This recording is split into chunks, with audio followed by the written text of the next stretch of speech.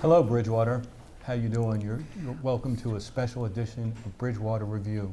My name's Keith Buohl. I'll be one of your co-hosts, and to my left is my fellow co-host, Joe Gillis. Hi there. Yes, I'm Joe Gillis, and welcome to this special edition. The purpose of this show, as if you didn't know, Bridgewater will be having a special election on Saturday, October 19th from 7 a.m. to 8 p.m. And it's at the Bridgewater Middle School, Bridgewater Mitchell at the middle, the former high school, whatever you may know it as at Mount Prospect Street. That election will be on that Saturday. I want to let everyone know right off the bat, if you're not going to be available on that Saturday, you can go see Marilee or the staff at the town clerk's office Monday through Thursday between, I wrote this down, make sure I got it right, 8 to 4, and Fridays between 8 and 1 to take out an absentee ballot. The last time, according to the publication on their websites, will be the day before at noon. And that's the ultimate deadline at noon, and that's probably some state law that says it must be at noon. Anyway, Keith, I'll let you... Yeah, this is going to be a panel discussion. I'd like to introduce our panelists, and I first want to thank them all for taking time to be here this evening to provide the information. From your left to right, Michael Dutton, our town manager. On the far right, Derek Swenson, who's the superintendent of Bridgewater Schools, Raynham Schools. And in the middle is a member of the chair of the Bridgewater School Building Committee, John Gerrish. Welcome, gentlemen, and thank you for being here. Thank you. Thanks. Now, maybe to give a little bit of background on what we hope to do, that many of you may have seen presentations at either town council meetings or at forums that have had. I know there was just recently a forum, I think last Thursday as we're taping this. There's been many opportunities to see and hear the PowerPoint presentation and to speak with various individuals, but there were always a lot of questions, and in fact Facebook has been full of many questions, and that's where many of the topics came from to help form today's presentation and today's show. Our goal is to provide data to you, the audience, the voters of Bridgewater, so you can make an informed decision on this important issue of the Mitchell, the building of the new Mitchell School. Beginning segment, we'll have a little bit of background from the panelists, and then we'll go into the actual questions. In a simple sense, probably a group of you are already yes, a group of you are already no, that you believe you know where you are. This show is really for those that are in the middle and still trying to understand and make a good informed decision on the issue here. With that being said... The purpose, like I said, the purpose that Joe and I wanted to do in starting this, in having this program is to provide information. You know, there's a lot of information out there, especially in this day and age of social media. Some of it's correct, some of it's incorrect, some of it's almost correct. We're trying to provide everyone, every voter in Bridgewater, the opportunity to watch a program and get some direct answers from the people that are making the decisions that have led up to this very important vote for our town. So with that, we're going to get started. And, you know, I'll talk to Superintendent Swenson first. Can you just take a couple minutes and talk a little bit about the history of where this all started, you know, in that fateful snowstorm, and how we got to where we are today? Sure. Thank you, Keith. So back in February of 2015, I was actually on the road back from a family vacation. Luckily, it was February vacation, and I was contacted at that time by our Director of Facilities, Mr. Al Baroncelli, that during the walk-around by the custodial staff, that an area of Central House wing had seen a sag in one of the classroom roofs. I immediately got onto scene there with, at the time, Chief Rogers from the fire department and Chief Del Monte from the police and our Director of Facilities, Mr. Baroncelli. At that point, the building inspector deemed the building unsafe for occupancy at that point, and overnight we had a full collapse of that area. At that point, we had to make some real difficult decisions, but in a very speedy way. So we worked together collectively with the administrative team, and we realized that we needed to transition the students out of that site to other sites that we had within the district. The way the regional agreement works, in an emergency type situation, we can relocate students to different buildings throughout the region. At that point, it was decided that the 166 Mount Prospect site, which was at the time the Bridgewater Middle School, would then house our elementary students. We had to make some decisions about where to relocate the middle school students at that point. We decided to put the 8th graders at the high school, and we put the 7th graders down at 200 South Street in the Williams Intermediate School. At that point, we did not have the space at 166 Mount Prospect for our regional integrated special education program, our preschool. So at that point, the decision was made to relocate that program to the Rainham Middle School. To this date, that is where we are in terms of the relocation plan. With that being said, after the students were safely relocated to thanks to the wonderful communities of Bridgewater and Rainham, the entire community chipped in, parents, administrative staff, our actual students, and parents alike all helped throughout that relocation time. And we did that all within 4 days, which is pretty remarkable of what we did. It was a plan. It wasn't the greatest plan, but it's the plan that we had at the time. At that point, we decided to move forward and submit what is called a statement of interest through the MSBA, which is the Massachusetts Building Association. We did that the following year because at that point we had kind of missed the window of that grant cycle for 2015. So we actually had to wait to the following year to do that. At that point, we were deemed needy and urgent based upon the fact that we had a school that was not online. At that point, we were invited into the eligibility phase. There was quite a few points of data and information and things that we needed to submit to the state to move forward in the process. We had many, at that point, presentations similar to what we're doing now within the feasibility stage. After eligibility, we were then invited into our feasibility portion of the MSBA process, which is what we are currently in.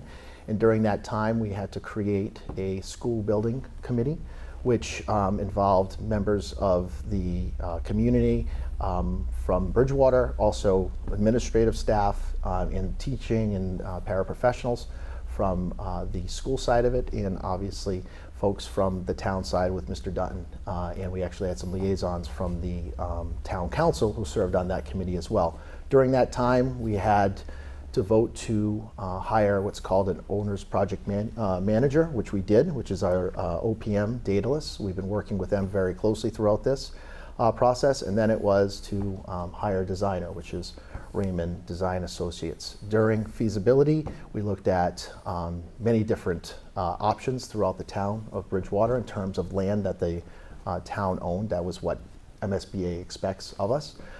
At that point, the committee felt as though the best site was the original site of 500 South Street, the original Mitchell. During that time, we looked at many options, coming from a renovation to a renovation with addition to new construction. A lot of work, a lot of time, a lot of energy went in to the presenting of different schematics to the school building committee.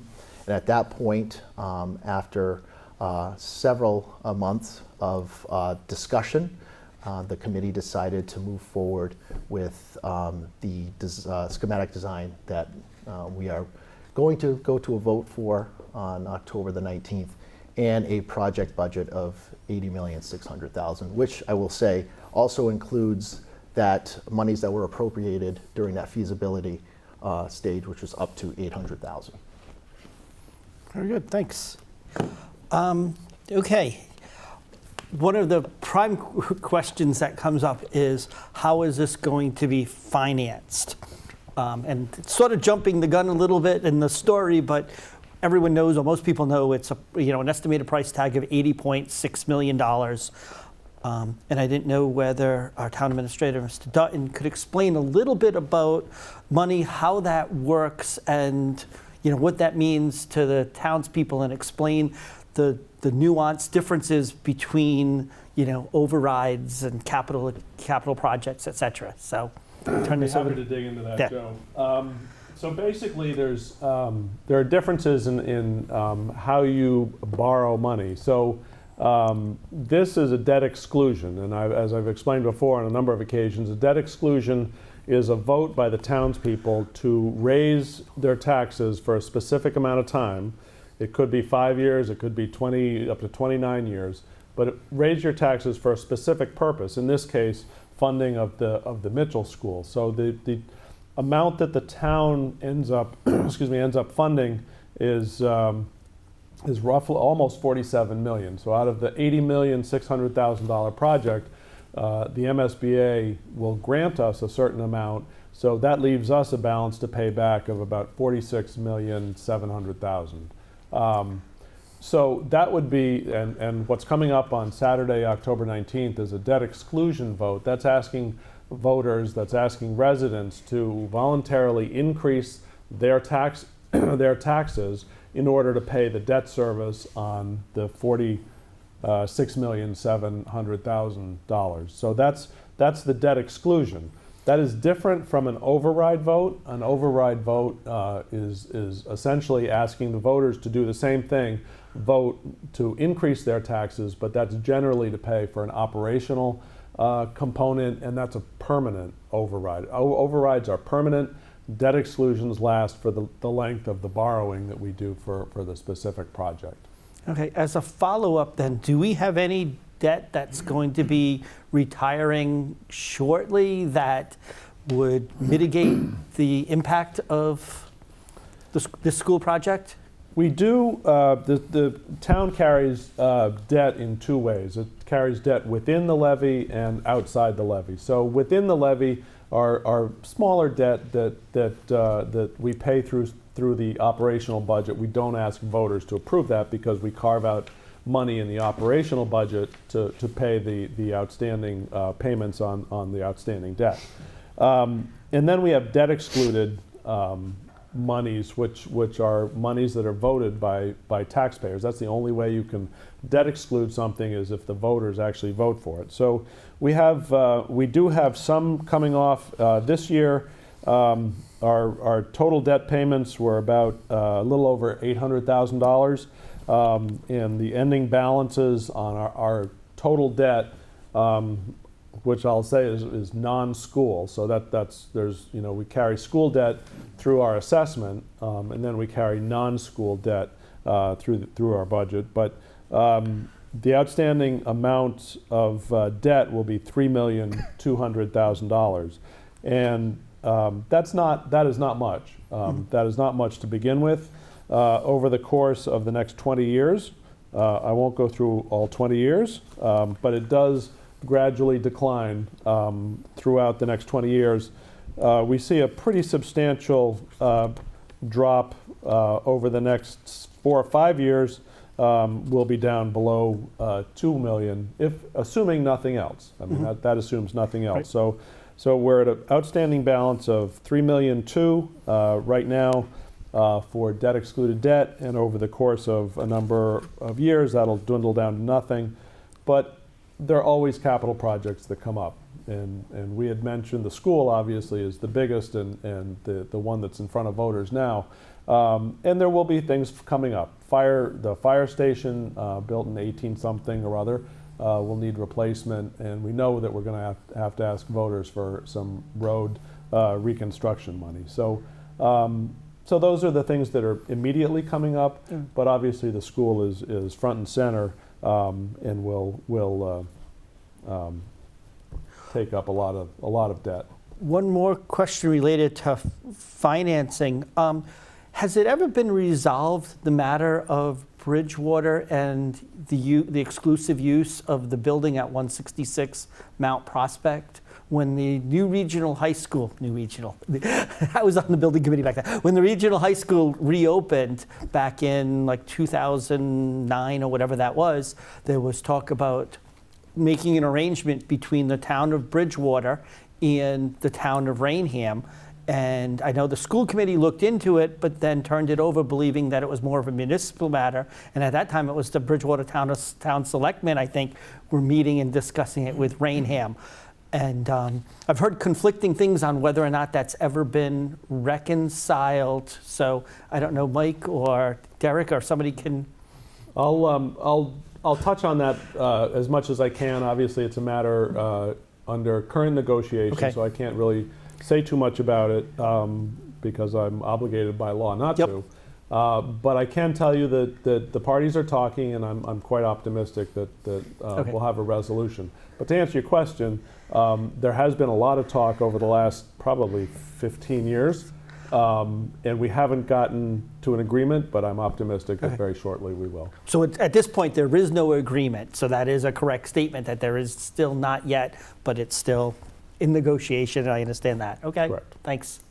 It seems like the two driving forces on this vote are the quality of educational systems within our town, and obviously then the money impact of what's going to happen. I know Michael just talked a lot about the money impact, so rather than just, let's talk about the other side. And Mr. Gerrish, could you talk a little bit about the committee, how you came to the decision that you did regarding the choices that you had, and then we'll touch back a little bit on the tax impact later, but I do want to get Mr. Gerrish involved and let him talk a little bit about the committee and their decision-making process. Sure. Well, it's been a little bit of a lengthy process. Just to go back a little bit over what Derek had covered, after the roof failure, the district commissioned a study to do an assessment of the damage, that the building sustained. That resulted in the need for a shuttering plan, which they implemented and shuttered the school. And then there was a basic needs assessment that was done, and that pointed to, okay, the building has more damage and more problems that have to be dealt with, more than just a quick fix to get the kids back into school. So coming out of that, the early, I guess it was the building committee, not the same committee that was constituted that we're operating under now. That led to, okay, this is more costly and a bigger endeavor than the town wants to take over on its own. And that was part of the decision, the recommendation of that committee to the school committee, that they seek acceptance into the Mass School Building Authority system. And here we are. One of the benefits of that is that it's a very structured system, but on the other hand, that's all they do. They build schools for the 351 communities in the state. So along with that structure comes a very streamlined and specific process that, we're a building committee, but it's a building to serve the educational needs of the district. So their process, and I'm sure Derek will talk more about this, but their process is set up to help the town identify the educational program looking forward, because anything that the School Building Authority gets into has a 50-year look ahead. They want to build a 50-year building. So part of that is the 21st century educational requirements, the district's specific needs, and then, of course, how we make that work in a facility on our site. So once we were accepted into the program, we started the feasibility study. The committee was constituted 15 members, in addition to the administration support, facilities director, obviously the superintendent, the procurement officer, and some teaching personnel. So that feasibility study and that MSBA system, we brought in our owner's project manager, which is required by law anyways for anything over $1.5 million construction for a municipal. And then as part of that, we brought on a designer. And The OPM, Daedalus, and the designer, Gene Raymond and Associates, they know schools. They not only know school buildings, they know educational requirements. They know the MSBA system. So that was very helpful in focusing the attention of the administration to help vet the educational program, and then for us to move forward with different facility options.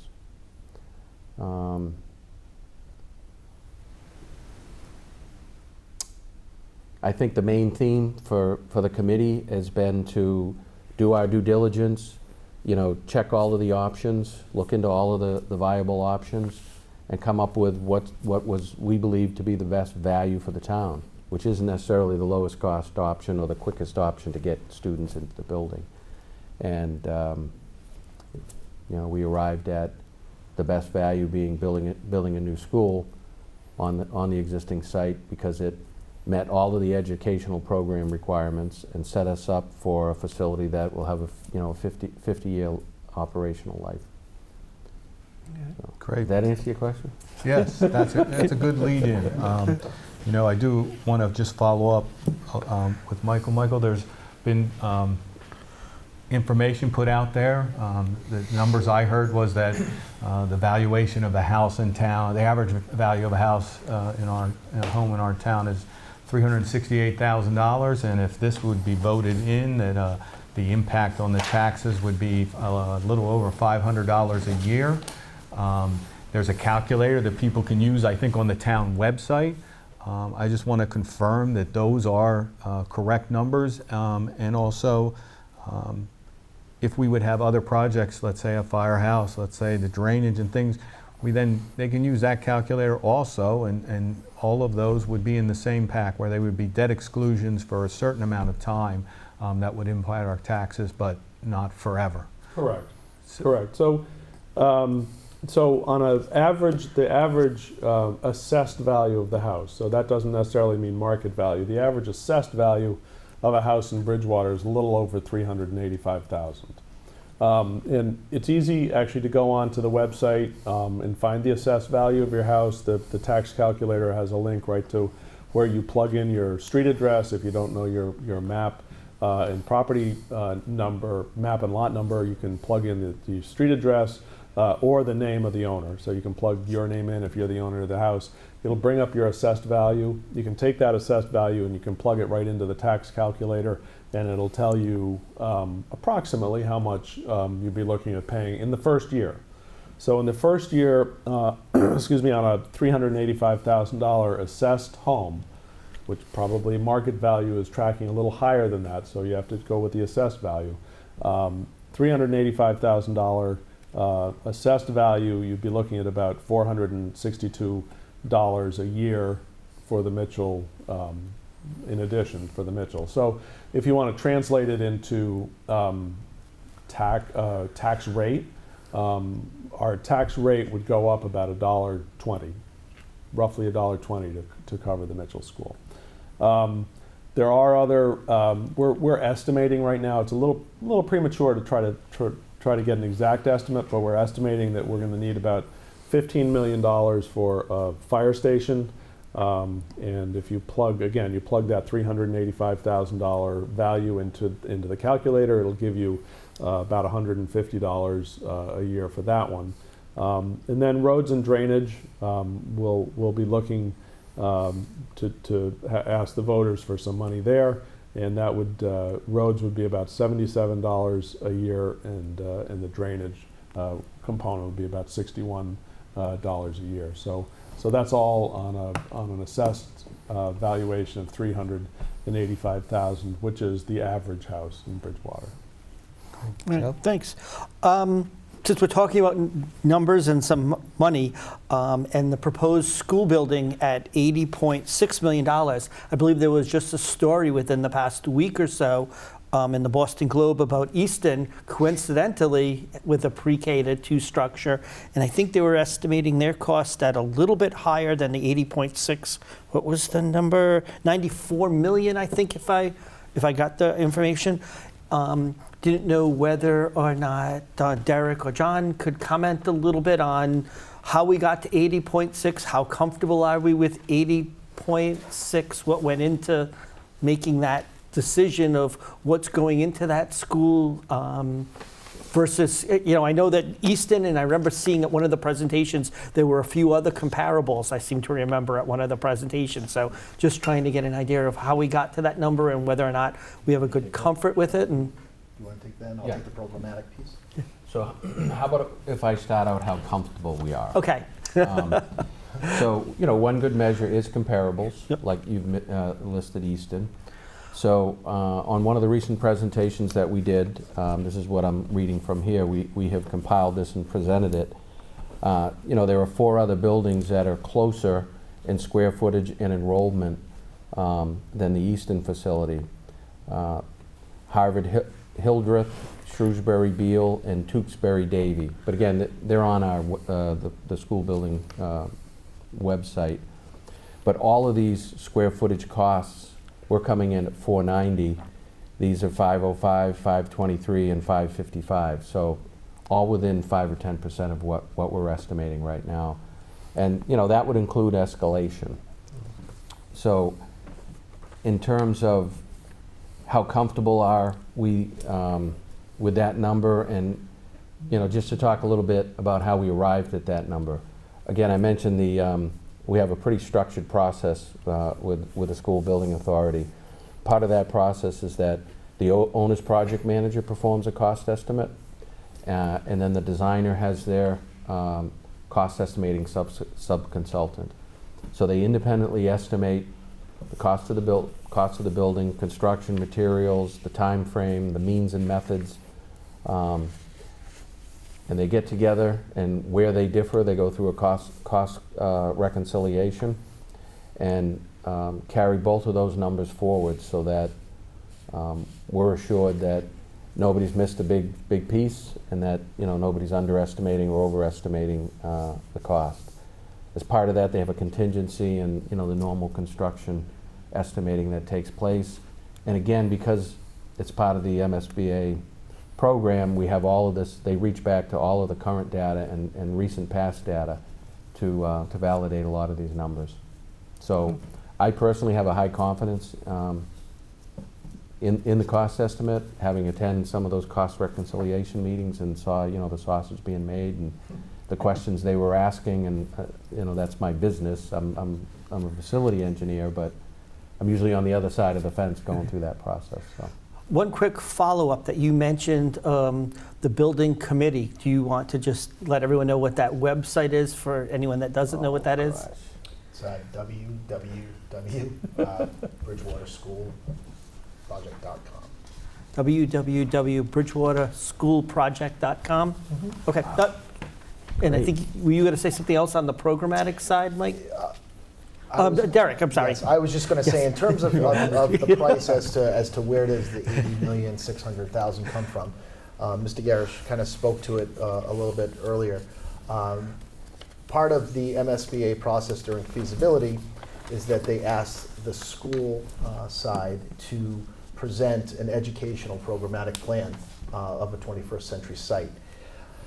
We were very fortunate to have an OPM and a designer that have been involved with projects throughout the Commonwealth, actually, and were able to set up site visits for us throughout the course of the feasibility process. So we visited probably about 6 different schools throughout the Commonwealth. We actually even went to one in New Hampshire, the Crystal McAuliffe Elementary School. And basically, what that allowed us to do is see what this newer constructed buildings, what the 21st century program looks like in a new constructed building, so that we could begin to design a programmatic plan to drive the brick and mortar, rather than have the building built and kind of shoehorn in what the programmatic plan would be. So our programmatic plan really drove this design.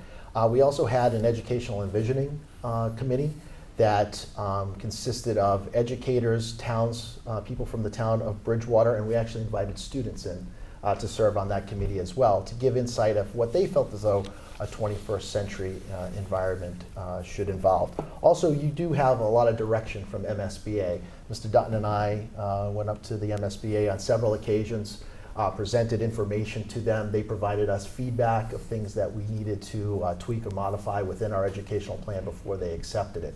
So there are certain set criteria that they expect from the school building committee and the educational side from the district to be part of that 21st century site. So a lot of things that are incorporated within this building really truly come from direction of MSBA and obviously what good educational practice is. So we have to take into consideration programmatic plan, but also part of that is safety and security, as we all know. Currently, and unfortunately in the society that we're living in, we have to make sure that that's at the forefront. We also have to look at not only the physical plant, but the site itself. And if anybody remembers back to the days at 500 South Street when Mitchell was online, there was a lot of issues on South Street when it came to traffic flow in and out of the site. So we, not only did we look at what the physical plant's going to be, but what is that actual footprint of the grounds going to be. Also outside educational opportunities for our students, playground areas, all of that came into that educational plan that drove that plan forward and drove the design of the building, which then led to where we are currently in that new construction price of the $80,600,000. All right.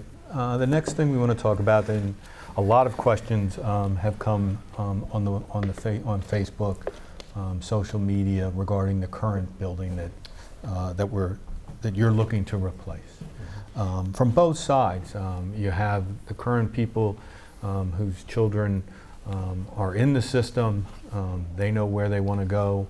They know what they want, what's driving them. But then you have other people on the other side who say, okay, we have this building, can anything be utilized as another alternative with the current structure as it is?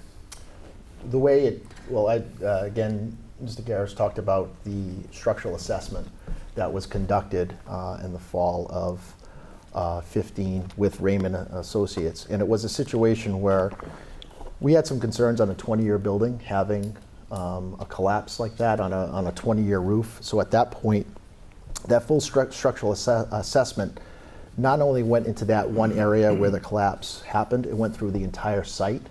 And it was a pretty intensive process. And they went into the crawl spaces of all of the different houses, the north house, the central house, and the south house. What they did find was there was a lot of pre-existing issues in that building. What they found was up to 60% of the trusses were either damaged or the construction of them was improper and not of the highest quality. So at that point, that's when we decided not to move students back into that site, because we felt as though there were so many pre-existing issues in that site that they needed to be corrected before we felt in good conscience that we'd put students and staff back into that building. There was also always an issue with air quality. And I know a lot of folks out there feel as though it's built on wetlands, and that was what created those issues. Through that structural assessment, we were found that was indeed not the case. What had happened was when they had constructed the building, the weep holes in the outer walls were blocked with some of the mortar and cement. And what was happening was, because brick is porous, what happens is the water is allowed in, and then it's supposed to proceed out through the weep holes. Those weep holes were actually blocked. So again, poor construction, poor quality construction on that was trapping that water in the building and creating that humid and wet environment within, not the actual land that it was built on. And they did core samples on that site, and that was confirmed. So the actual structural safety issues and actual air quality situations, at that point, we just felt as though no part of that building was safe to allow students or staff to go back into.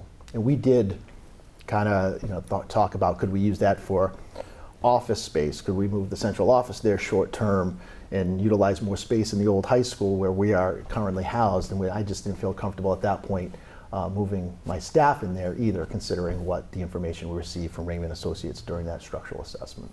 Great. Then the only follow-up to that would be, and Michael, this might be something you have addressed, the original funding that was that was taken to build that school, along with any kind of work that was done? I think they did some work to try to address the molds. Is that, at this point, all paid off, or is there some of that we're still funding? So there were two, you're correct, there were two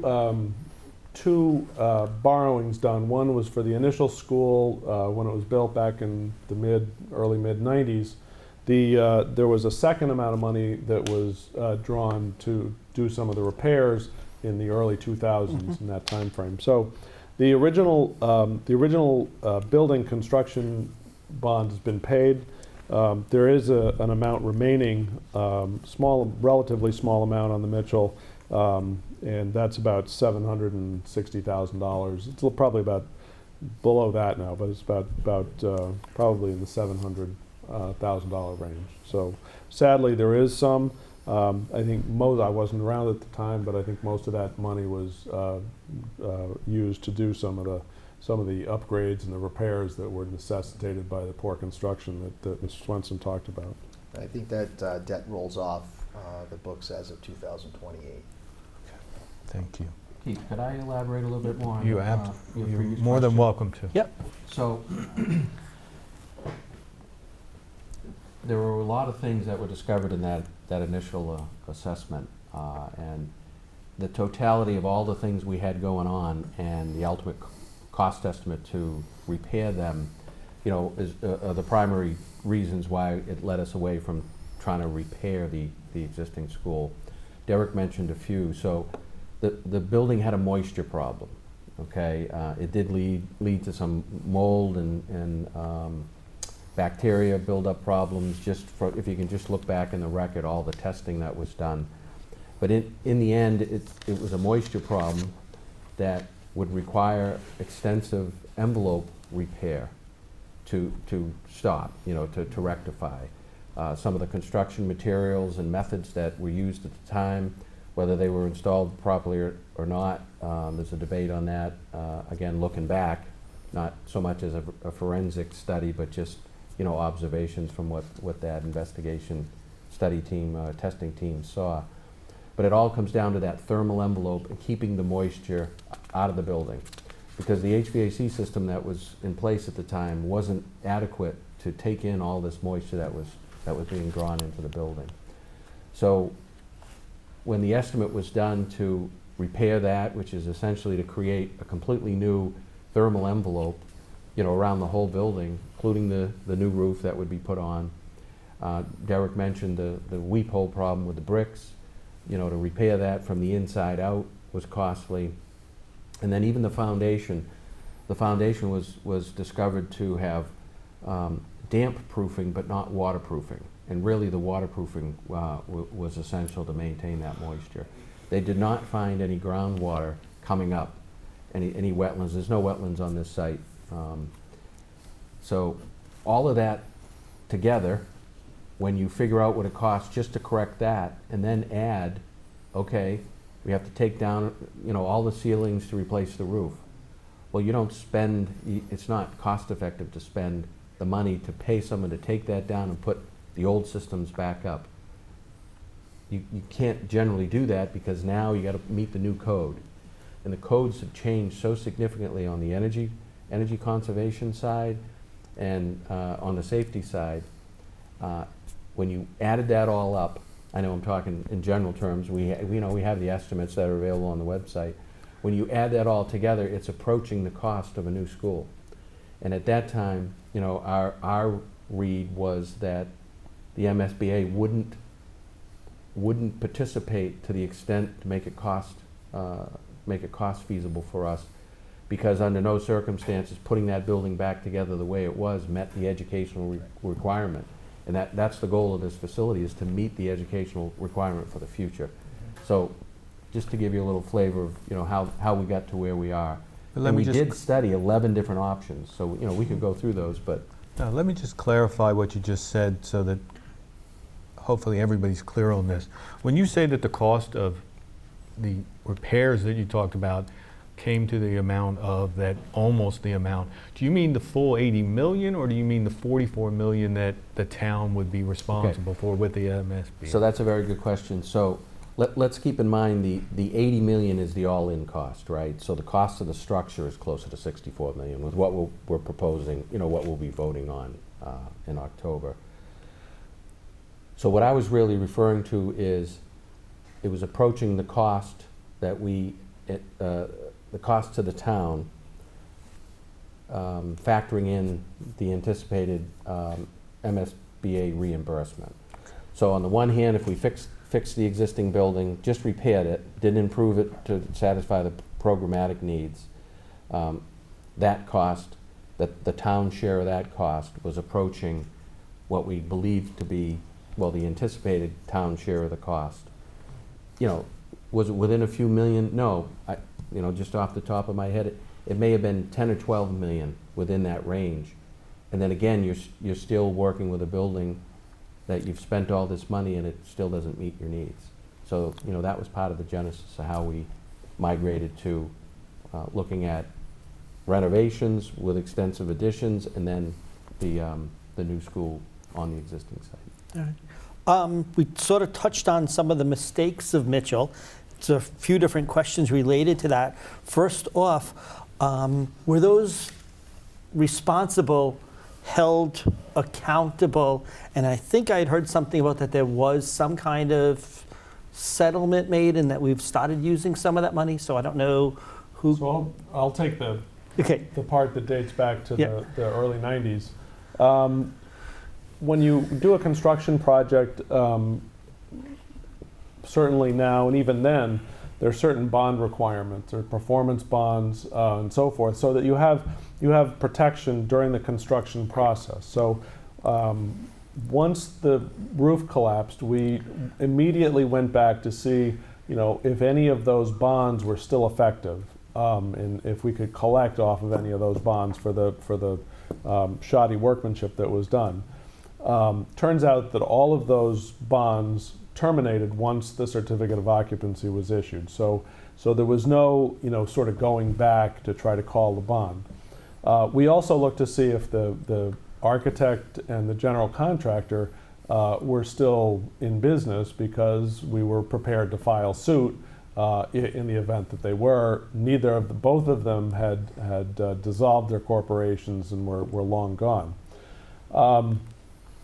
Dating back to when the original construction happened, and folks can look at this on the town's website. There are thousands of documents there that people can look at if they so choose. But dating back that far, there were a lot of controversies and a lot of conflicts between the owner, the town at the time, and the contractor, the general contractor. So there was actually an arbitration at that point, and the town settled with the general contractor the obligations that the general contractor took on to fix a lot of these outstanding issues, which now are essentially unrelated to the current issues we've got with the building.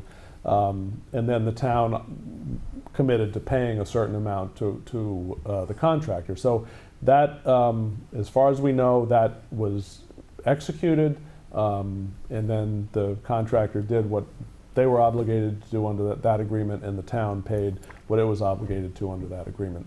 That was back in the 90s, 1995, I believe, towards the end of the building process. Fast forward up to now, really I'll let the superintendent talk about that. We had, as I say, as soon as the roof collapse happened, we were looking for all of our legal options and recourse, and were very frustrated to find that there was very little. We could, however, file an insurance claim, which is exactly what the district did. Now, the issue with the insurance was that they were only going to provide us reimbursement for the area where the roof collapsed, and any content loss in that area.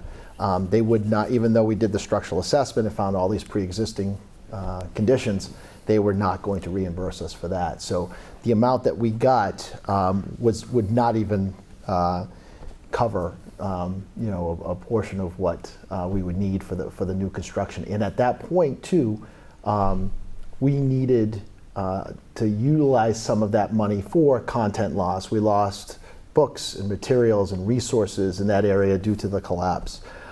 We had a leak in a pipe that burst in one of the areas, and we lost entire computer labs that we needed to replace when we relocated the students throughout the district. The moving costs were incredibly expensive in a very short period of time. So we needed to utilize some of those monies just to kind of get us up to where we needed to be to hit the ground running after that February vacation to get students back in place. There is still monies that we have with the insurance remaining, but every so often things will come up down at that Mitchell because we're still obligated to, even though it's offline, keep up with the maintenance and operation of that building. So when things occur in it, we need to tap into that money as well to mitigate some of those issues. Also, there are things that come up due to the relocation from a programmatic standpoint that we needed to make sure that we put in place. For instance, all of the classrooms in the Mitchell at the time had interactive whiteboards in the building. When we went to the middle school, they didn't have that. So at that point, we didn't want to interrupt the educational process of our students, so we had to go out and we had to buy all new technology. So it's one of those situations where, yes, there was some monies that came to us for insurance. Again, it was only for the area of the building where the collapse happened, and it did not cover the full extent of the pre-existing issues that we discovered later through the structural assessment.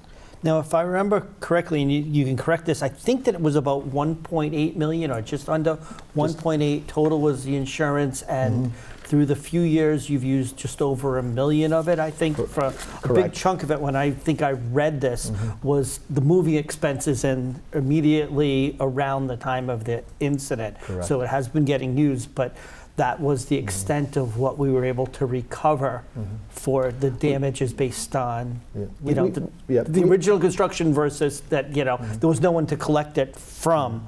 Now, just to clarify, because I know this comes up often, and you actually said it, but I want to have it repeated.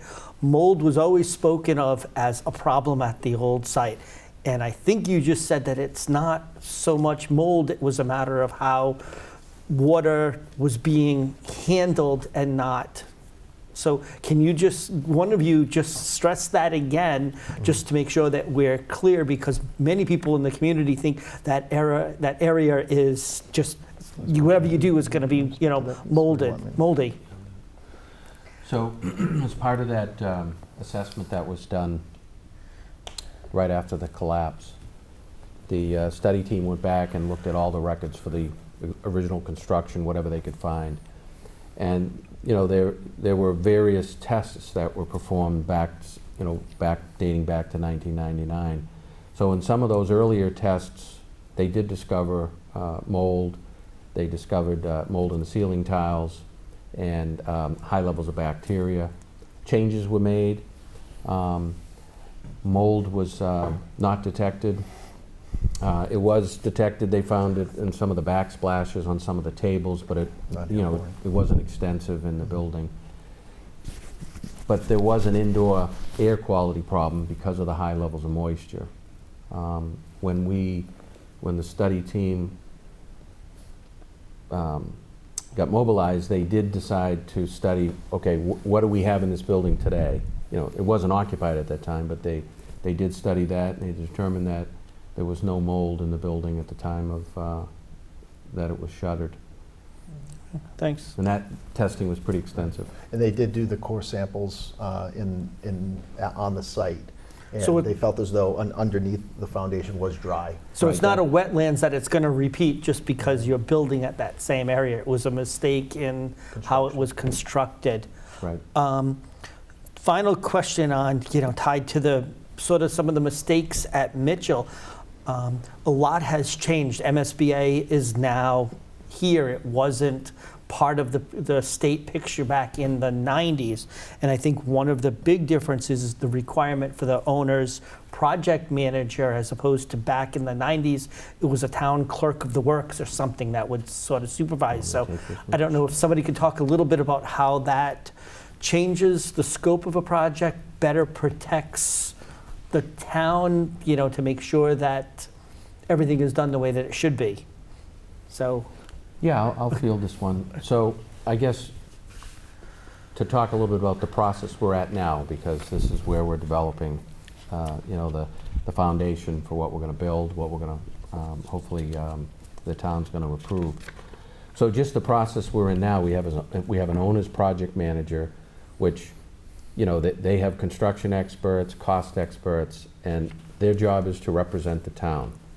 They're not representing the MSBA, they're not representing anybody else. They represent the town. And they help guide the process. So they helped us bring on the design firm.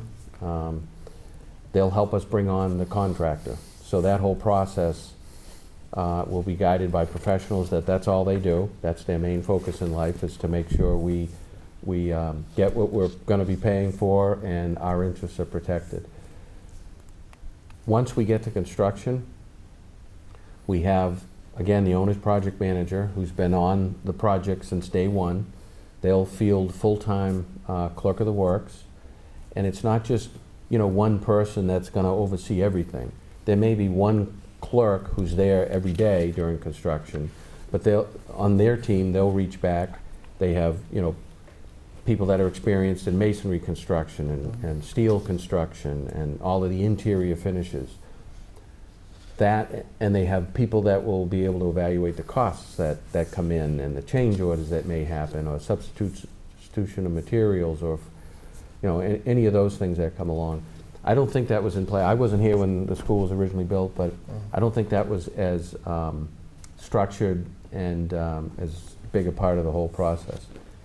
That is all over and above what the designer will be required to do, because they'll be overseeing the construction. They'll be coming out periodically, reviewing all of the construction materials against the plans and specifications that they issued. Additionally, we'll have a commissioning agent. The commissioning agent will be brought on board shortly as we move forward here, because their job is to make sure that the design is progressing in accordance with what the owner's requirements are. And for us, that's the outcome of this preliminary schematic design. But they'll see this process, they'll see this project all the way through until opening, because they'll be on site to witness the testing that will be required, the training of all of the municipal or the district staff on how to operate the system. Mm-hmm. They'll make sure everything's balanced, tested and balanced, across all of the systems. And they'll make sure that the contract was implemented. So all of that is now just routine for this type of construction. And I would say we had maybe 10% of that as an industry for a municipality back in 1996 to 1999. Could I just speak, even very well said by Mr. Gerrish, but even leading up to where we could be after the vote, should it be a yes vote and we move forward in that oversight there. Throughout this entire process, from the statement of interest to eligibility to feasibility, there's been so much more oversight than there initially was in the project back in the 90s. And one thing that we do hear, some folks ask the question, why is it taking so long to get to this point? Well, it's taking so long because there are now checks and balances in there. There are things that the state requires before we even get to talking about what a vote is going to be. So there's been a tremendous amount of oversight to this point, and I think that Mr. Fitzgibbons said it best at one point, you're moving at the speed of government. And it's one of those deals where if we want to be in receipt of a $33 million grant from the state, we need to make sure that we're checking all their boxes. And all that checking of boxes is all of their oversight from, again, statement of interest to eligibility to feasibility to where we are leading up to the vote. And the cost of all this professional oversight is included in the numbers that we're going to be voting on, correct? The administrative costs, yes. There's nothing out of that. And then one follow-up to Michael. I actually was on the train a couple weeks ago, saw a town person, came up to me, we talked, a person I respect. He indicated he thought that the builder has another business. The question is there any opportunity for the town to try to go after, in a legal sense, him in his new business at this point? That's an extremely difficult task, just from a legal perspective. We did ask the town attorney to look into the feasibility of that, and really there was so little chance that we would prevail. But it is something the town looked into. Oh yes. Okay. Oh yeah. We turned over every rock in terms of trying to find a responsible party that the town could justifiably file suit against. Absolutely. Great, thank you. So, we're If you want to skip something, we yeah, can. we're getting tight for time. Joe, is there anything that you really want to address before we get into closing comments that you think is remaining here? Well, yeah, one of the questions that comes up, how do we, it comes up in two forms. Bridgewater is growing, we keep adding houses, we keep adding apartments, we keep increasing the number of kids going to school, classes are overcrowded. Seems like that's confusing a lot of different things, and it may not all be X leading to Y leading to Z. That from a quick look, it appears that over the past 15 years, the enrollment at BR has decreased. Bridgewater's share of it has actually, I think, decreased at a quicker rate, even with all of the, the growth that's going on. And I just didn't know whether, maybe Derek, you can comment on that. The overall population, K-12, has declined over time. What I think it's important to look at when you're looking at a building of a certain student population, this one being a pre-K2, you have to look at that population of student. And if you look at that from a longitudinal look, which we did when we had to present our numbers to the MSBA to get our enrollment numbers approved, if you looked at a longitudinal study like we did of about 5 years, and you took a kindergarten class over a 5-year period to when they got into the 4th grade, each of those cohorts had grown by about 25 students. So that's an additional classroom. So our K-4 population is actually on the rise, which makes sense, because if we're building these homes, same way when my wife and I were looking at homes in the Bridgewater-Rainham area, we're looking for an area to build a family. So a lot of these homes that are coming online that, as Mr. Dutton said, is 385,000, those aren't going to come with empty nesters. Those build it and they will come. They're going to bring with children, which we want, and they're probably most likely going to be elementary age children and not uprooting families in the middle school and high school years. So even though, again, the overall population has declined, and that has a lot to do with, at the high school level, students going to vocationals, agricultural schools, parochial schools. Some of our students do decide to go school choice, but the actual K-4 numbers are on the rise, and that's why when we actually submitted our numbers to MSBA, they came back with a number that I thought was a little bit low. Knowing what I know about different developments that are coming online in the district, and maybe even future developments that may be coming on down the pike. So we did kind of push back on MSBA a little bit, and their formula unfortunately does not take into consideration, and that's what I had asked. Do you take into consideration building permits that have been pulled? P&S agreements that are currently coming online, and that's not part of their overall formula. So I had to present that information to MSBA, and at that point they did give us a little bit of a bump in our enrollment numbers for this site, up to 740,000. 740 was the number, not 470,000. That's a big one. A couple of, I think, quick points just to get a question. Status of other buildings. I know Mr. Dutton said a little bit talking about some potential projects slated for 2020, 2021, that it's on the radar for the town council. From a school district perspective, are there things that that are potential capital projects that we should also be keeping in the back of our mind? We have a 10-year capital improvement plan, which we have submitted to the town, and we've worked very closely this fall, actually having some joint financial subcommittee meetings with them, and talked about some of our capital improvements moving forward. Right now, in terms of our physical plants, the Williams Intermediate School had a renovation back in the mid-2000s, and we're in good shape there. The 166 Mount Prospect, even though it's an older building, it's built like a Sherman tank. Yeah. Some of the, some we have to look at some of the mechanical systems in there, and we now have a program that helps us with some preventative maintenance and keeps us on track to make sure that we can improve life expectancy in some of our mechanicals and things. Aesthetically, it needs some improvement.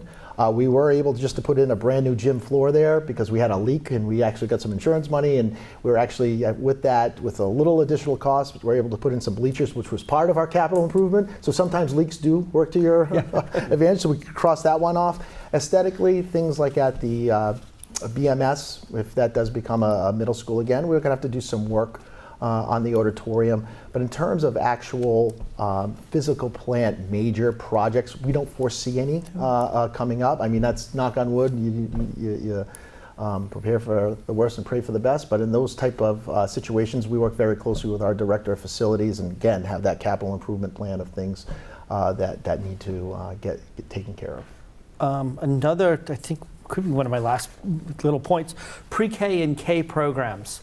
Can you speak a little bit about the requirement around them, the value to the community that, many people grew up in towns didn't offer pre-K years ago, and now we're offering pre-K, and we've got, 140, I think, Bridgewater students or 140 kids in the pre-K program. So maybe if you could speak a little bit about that. Sure. So our pre-K program is required by the state. It's not a pre-K program that maybe be offered through some of our early learning centers throughout the community, some of our private daycares. It is an integrated special education program. So we identify students through different organizations such as Head Start and folks that are coming into our community that at age 3 may require some services, whether they have a cognitive disability, whether they have a physical disability. So we are required by the state to provide them with those services. And it may be a situation where they come in and they may come in on an itinerant basis for speech or a PT or OT. But again, because these students are on IEPs, individual educational plans, we are required by the state to provide them service. So that is, I know that that's a little, that's out there in the community because that did come up at our last meeting. But it is a situation where it's not a nice to have. We are required by the state and mandated to provide those children those services. And of course, we want to provide, obviously, those children those services. And it starts at age 3 up to age 5, and then we look to see them transitioning into a kindergarten program. All right, great. All right, I mean, there's so much information we could go on for probably a long time. But we do have to wrap this up. So we're going to start with, let's talk a little bit about the timeline. The vote is October 19th. That is a Saturday. The polls will be open from 7 a.m. to 8 p.m. When you go in and look at your ballot, there will be no numbers on the ballot. This is a pass or fail vote. So when you go in there, don't think that that's an implication of anything, that anybody's trying to hide anything. That is the way these types of situations are voted, pass or fail. We're going to pass it as a town and continue with the MSBA process with an anticipated opening. With all this oversight, I'm sure it's going to be right on time, 2022. A fail, then we have to go back to the drawing board and figure out the school committee, along with the building committee, along with Derek and his staff, and the town is going to have to figure out where we head next. So again, that's October 19th. Closing comments, we'll give each of you a couple minutes to close. I really wish you would include any kind of meetings that may be happening between now and the vote, or any information, websites or anywhere that anybody can gather information, because I think that's important, because there is still a ton of information. We tried to focus on some of the questions. Joe did a great job of trying to focus on some of the questions that were going through social media so that we could put some of those answers to those questions. So why don't we start with Michael? I think really the only thing I have, and I'll let Derek talk a little bit about the upcoming meetings and opportunities to ask questions. But I would only really encourage people to get out and vote. It's not a big city, and we're not a state, we're not a federal government. We're essentially a small town. So when you have a small town, every vote counts. No matter what your opinion or no matter what your vote, I do encourage you to get out and vote because it really does matter. And that's Thank you. really all I have. Great. John? Well, as the committee chairman, we're focused on what appears to just be a building, but really it's the meeting the educational program needs for the district, well into the future. I talked a little bit about the structure, the somewhat rigid structure with the Mass School Building Authority, but really this process has been tailored for Bridgewater, the Bridgewater program as defined by the district, and of course the site that we've selected that we have to deal with. So I don't want people to take away that this was a cookie cutter process that was kind of jammed on us. It really wasn't.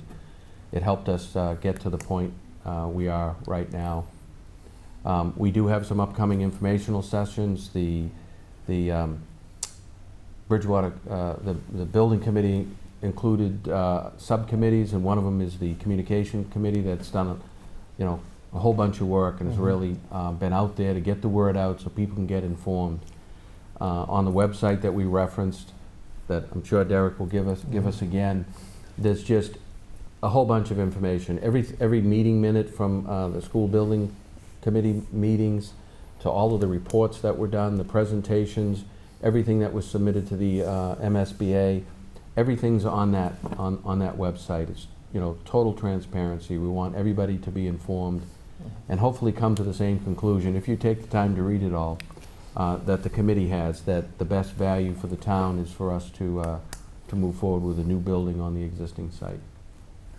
Derek? Thank you, and thank you for this opportunity tonight. I just want to close in saying just a huge thank you to our school building committee for all the work that they've done. They are volunteers. All of the voting members are Bridgewater residents.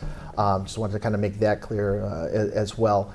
And again, to the communication working group, they have done a tremendous job in putting all of this information out there. I think Mr. Gerrish said it best. Throughout this process, we've wanted transparency. We understand why we are here now. We understand the issues that transpired back in the 90s to put us in this spot. And none of us want to put future generations of taxpayers, students, staff into a situation like this. And with that being said, we have the oversight from our OPM and we have our oversight from our designers, but I would promise you that you're going to have oversight at the local level from the town and from the school district. I plan on getting a pseudo degree in construction during this time and being on site on a daily basis, and that's my commitment and my promise to the folks of Bridgewater. I just want to close in just saying, thank you to the community of Bridgewater. Thank you to my staff. Thank you to my students. It has been a very difficult 4 years. And I think a lot of times people think that it's fine the way it is because my people work incredibly hard to make it okay. But I can tell you this, currently what we're in is not in the best educational situation for our children. So I am not encouraging people how to vote, but I am encouraging them, as Mr. Dutton just said, to vote on the 19th. And then with that being said, again, a thank you to everyone who has been involved with this process from the beginning. And again, thank you for this opportunity tonight. Thanks. Want to thank our BTV crew and volunteers and everyone at home watching, and the three panelists for coming on today. A couple of points that I just want to close with. The ballot question, it doesn't mention a number, and that's the way ballot questions are per Mass General Law, or the templating that we get, that there is no number there and nothing should be inferred by the fact that there is no number. And it was mentioned before, every vote counts. For anyone that's been around in town since 2004, you may know that every vote counts because I actually won an election by 2 votes when I was first elected to the BR School Committee. So every vote will count. just make an informed decision, come out and vote. I want to thank Keith for coming on board and helping me again. And you had a And just, I'm sure you congratulated your wife for her, her thanked her for her vote on that point. Just the website again is www.bridgewaterschoolproject.com, and the next informational meeting is next Thursday, which is October the 17th, and it's in the lecture hall at the high school. And daycare will be provided for any parents who want to come and have school-age children. We'll have that available to them. Okay, thanks. I too want to thank BTV, especially Jeff Fowler, who does such a great job running this place. I want to thank our panelists for taking the time out of their personal schedules to come out and try to provide information. Thank Joe for once again allowing me to be a part of this. I would find it very hard for us to find anyone in our town who does not want our children to have a quality education. With that said, this is a very important vote. It is going to impact everyone in our town, and the only way that you can be a part of that is to vote. And the only thing better than a vote is an informed vote. So please, the information is out there. It's on Facebook. I know that everybody looks at the Vote Yes on One Facebook page as a page that's promoting yes, but I guarantee you they're providing transparent information there. I've looked on it to get answers to some of my questions. It's out there. The town website has information. There's seminars. I mean, there's presentations. There's still some time between now and the 19th for anyone to get educated and ask questions and get answers, and just make sure that you take that time. And if you're not going to be out, if you're not going to be in the town during that day, don't forget your absentee ballot. You can go on the town clerk's website to find out exactly the instructions there. It is a simple process for you to get your vote counted, even though you may not be in town that day. So again, thank you, Joe. We hope everybody take some time to think about this, and very important decision. Vote your conscience, and let's do what's best for our town. Thanks a lot. Thank you. Thank you.